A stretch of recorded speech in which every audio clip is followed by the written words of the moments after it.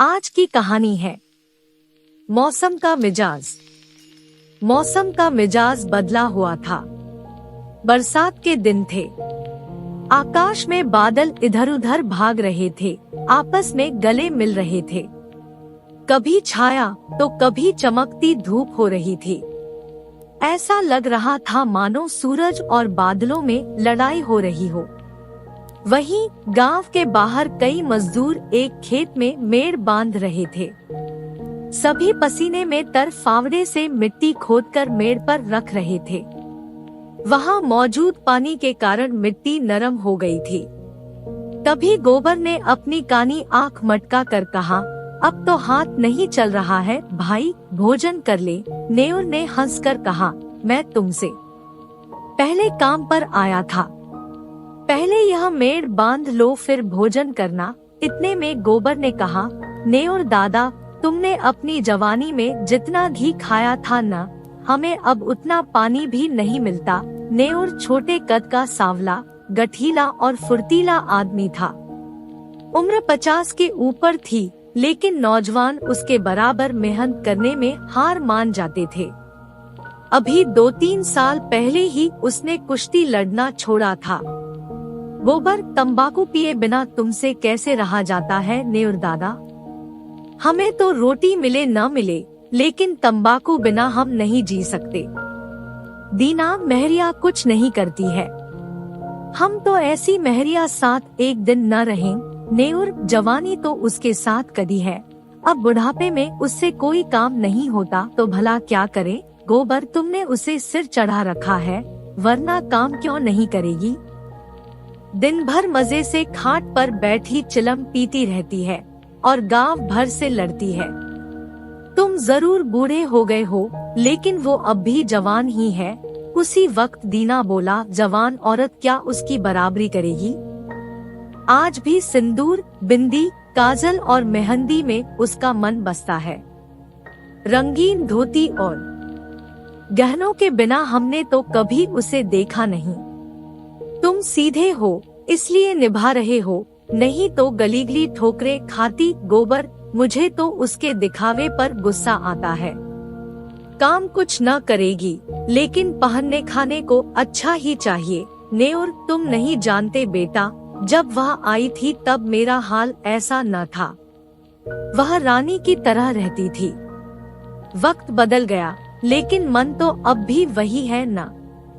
जरा सा चूल्हे के पास बैठ जाए तो आंखें लाल हो जाती है।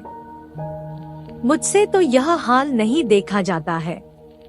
यहाँ से जाकर पानी लाऊंगा और रोटी बनाऊंगा, तब जाकर खाएगी। तुम्हारी तरह अकेला रहता तो तंबाकू की 4 फूंक मारकर और 1 लोटा पानी पीकर सो जाता। जब से बिटिया मरी है, तब से वह और सुस्त हो गई है। उसके मन को काफी धक्का लगा है। माँ की ममता तुम नहीं समझोगे बेटा, पहले तो डांट डपट देता था, अब किस मुंह से बोलूं? दीना, कल तुम पेड़ पर काहे चढ़े थे? नेउर बकरी के लिए पत्ती तोड़ रहा था। बिटिया को दूध पिलाने के लिए बकरी ली थी। अब वह भी बूढ़ी हो गई है, लेकिन थोड़ा दूध दे देती है। उसका दूध और रोटी ही मेरी महरिया का आधार है। शाम होते ही नेउर घर पहुंचा। उसने लोटा उठाया और नहाने की तैयारी करने लगा। तभी स्त्री ने खाट पर लेटे लेटे कहा, इतनी देर क्यों कर दी? काम के पीछे प्राण मत दे दो। जब पगार सबको बराबर मिलती है तो अकेले तुम क्यों जान देते हो? नेउर का मन प्रेम से भर गया। उसने सोचा, मेरी स्त्री के दिल में मेरे प्रति कितना प्रेम है, उसे मेरे मरने जीने की चिंता है। नेउर बोला, तू जरूर पिछले जन्म में देवी रही होगी। बुढ़िया बोली, रहने दो, चापलूसी बंद करो। हमारे आगे कौन है जिसके लिए इतना हाय हाय करे? नेउर नहा कर लौटा और रोटियां बनाने लगा।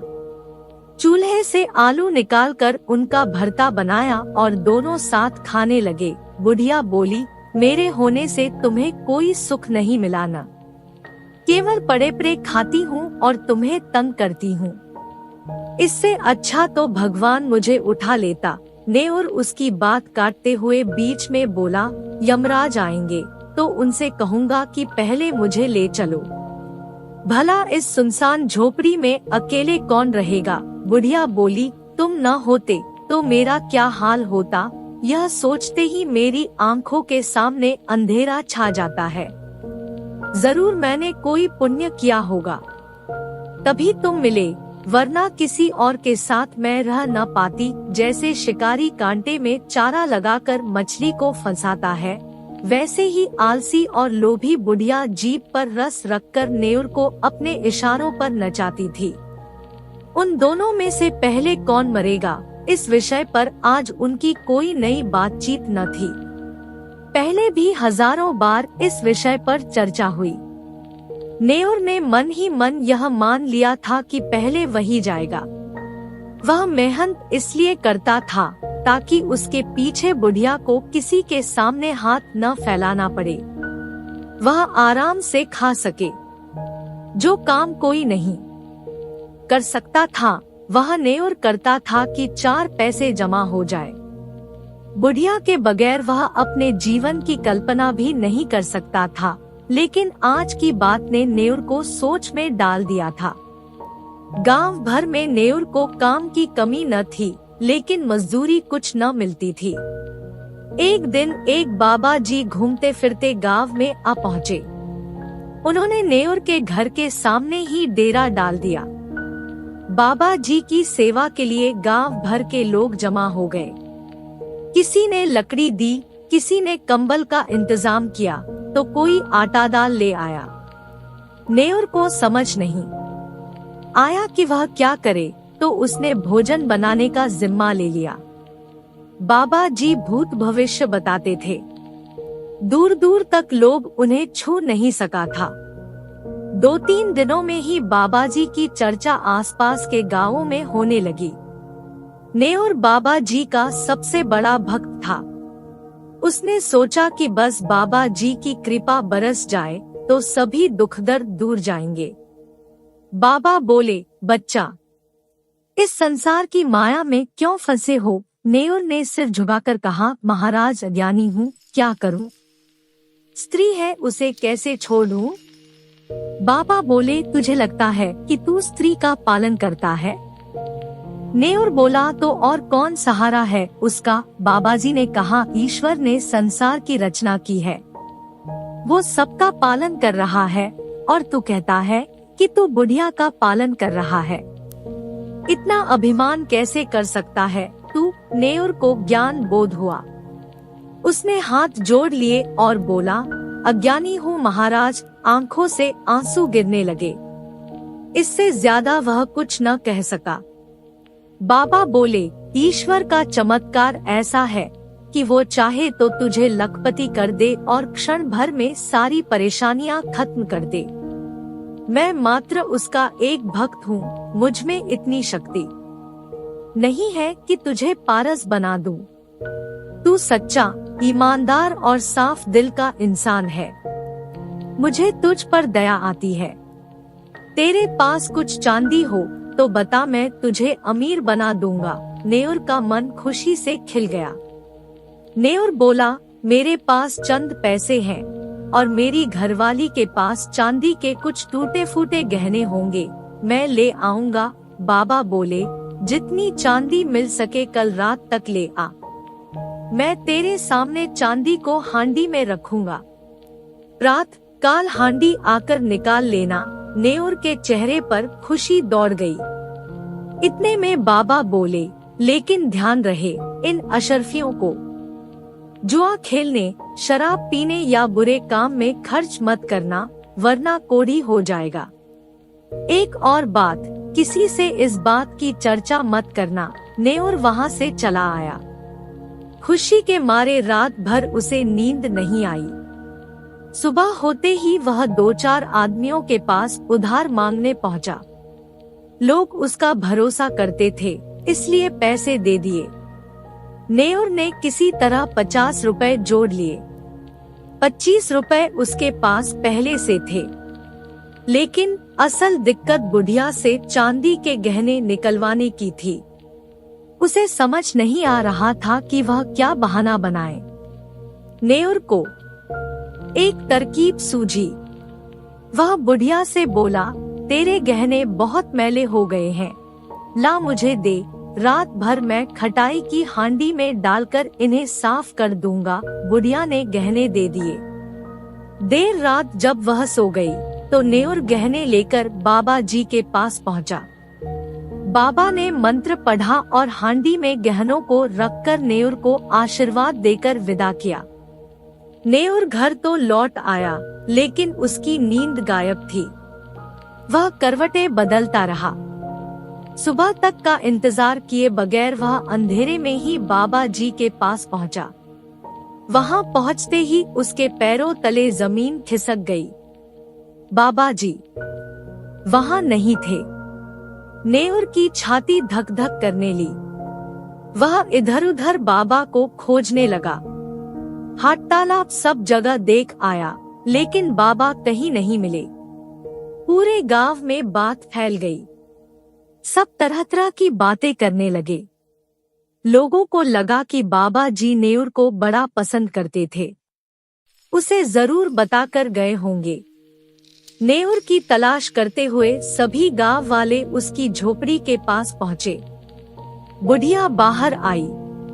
तभी एक ने कहा, नेउर ने मुझसे पैसे उधार लिए थे, कहा था शाम को लौटा दूंगा। बगल में खड़े दूसरे आदमी ने भी यही बात कही। इतने में बुढ़िया रोने लगी और बोली, बीते रोज उसने मेरे सारे गहने मांगे थे, अब पता नहीं कहाँ चला गया। बुढ़िया नेउर को गालियां देने लगी। अब लोग पूरी कहानी समझ गए। वो जान गए कि बाबा नेउर को ठग कर फरार हो गया है। बेचारा नेउर सीधा आदमी बाबा के झांसे में फंस गया। अब लाज के मारे सामने नहीं आ रहा है। किसी तरह 3 महीने बीते। झांसी जिले में धसान नदी के किनारे एक छोटा गांव था, काशीपुर। वहां नदी किनारे एक पहाड़ी टीला था। एक साधु कई दिनों से वहां ढेरा जमाए बैठा था। नाटा कद, सांवला रंग और गठीले शरीर का आदमी था। यह नेउर था जो साधु के वेश में अब दुनिया को धोखा दे रहा था। यह वही नेउर था जो कभी मेहनती और ईमानदार हुआ करता था। गांव से दूर नई जगह आने के बाद भी उसे अपना घर, गांव और बुढ़िया बहुत याद आते थे। वह हर रोज बस यही सोचता था कि कब वह अपने गांव वापस लौटेगा और खुशी से जीवन बिताएगा। ढोंगी बाबा को याद कर उसका मन दुखी भी होता था। उसका हाल ऐसा था कि अगर अभी वह बाबा को पा जाए तो उन्हें कच्चा ही खा जाए। खैर, यहाँ बाबा बनकर नेउर किसी तरह गुजर बसर कर रहा था। उसके भक्तों में एक सुंदर स्त्री शामिल थी जिसकी शादीशुदा जिंदगी कुछ ठीक नहीं थी। एक दिन पारिवारिक कलह के बाद वह रूठकर मायके आ गई। तब से उसका पति उसे लेने नहीं आया था। वह स्त्री किसी तरह अपने पति को वश में करना चाहती थी। एक रोज उसने बाबा जी को अपनी समस्या बताई। नेउर को जिस शिकार की आस थी वह उसे मिलता दिखाई पड़ रहा था। वह गंभीर आवाज में बोला, बेटी मैं हूँ ना, मुझ पर भरोसा रख। भगवान ने चाहा तो सब अच्छा होगा। स्त्री बोली, मेरे भगवान तो आप ही हो, आप जो बोलोगे वही करूंगी। नेउर मन ही मन खुश हो रहा था। नेउर ने कहा, तेरा काम हो जाएगा, लेकिन इसके लिए तुझे बड़ा अनुष्ठान करना पड़ेगा, जिसमें हजारों का खर्च आएगा।